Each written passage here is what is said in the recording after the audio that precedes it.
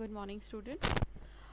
So, today we will start the next part of our chapter, States of Matter.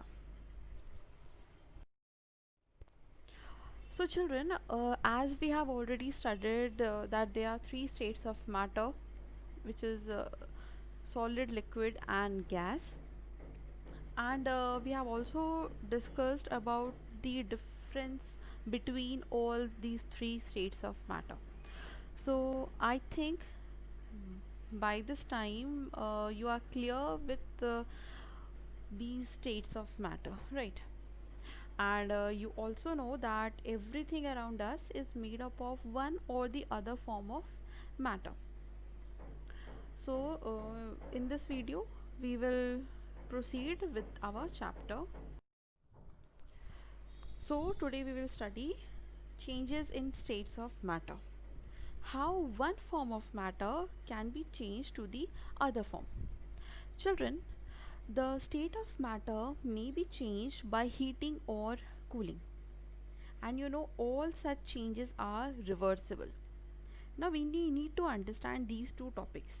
First, I told you the states of matter may be changed by heating or cooling, right? So how it can be changed? If I ask you, take some ice from the ice tray and keep it in your room, what will you find? Those ice in the ice tray, they will turn into water, isn't it? Yes. So the ice which was in solid state converted into water, which is a liquid form. And how is it possible?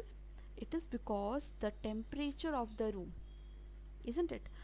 And if I ask you to take that ice tray, fill that ice tray with water and keep it in the refrigerator, and after few hours you will see that the ice has already changed, sorry, the water has already changed into ice.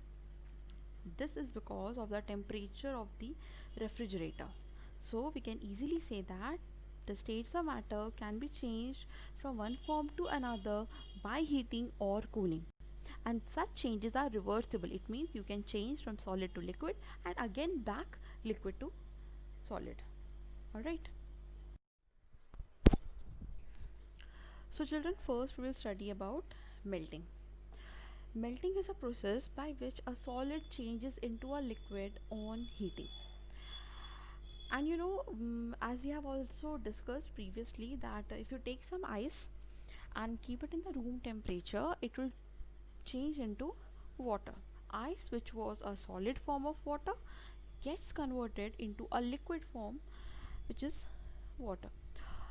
So some more examples are there, like melting of butter in a hot pan, or we can say when we take out ice cream from the refrigerator and keep it on in your room, it starts melting.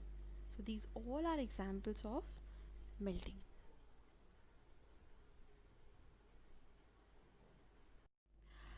Next we will study about vaporization, or it is also known as evaporation. The process by which a liquid changes into its gaseous form on heating is known as evaporation. As you can see in the picture clearly, that if you keep a pan filled with water on a gas stove, you will see that the water starts boiling, and slowly the level of water will decrease. And why will it happen? It will happen because the water in the pan starts evaporating, and the water which is a liquid form changes to gaseous form. And some more examples, like drying of clothes under sun. If you keep wet clothes under the sun, you will see after a few hours they all dry up. What happens to the water in the cloth? It all gets evaporated. All right. Next we will study about deposition. See, deposition is a process by which a gaseous form changes into solid without passing through the liquid state. This is known as deposition. See, you with help of an example you can understand it better. Like sometime water vapor transforms directly into solid without becoming a liquid, and this process often occurs on windows during the winter months, very cold places, on hilly areas, on hill stations now, this phenomenon is very common. So alright children, today we will cover only these three topics.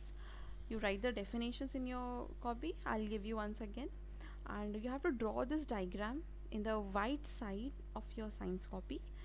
Arrangement of molecules in different states of matter, we have already discussed this topic in our third part. As you can see, in solid the molecules are very closely packed. In liquid there are little space between them, whereas in gas the molecules are very far from each other. And here you have to name the process. Okay, name the process by which a solid changes to liquid, a liquid changes to gas, and a gas changes into solid. This we have already started. I hope you know the answers. So children, thank you and have a good day.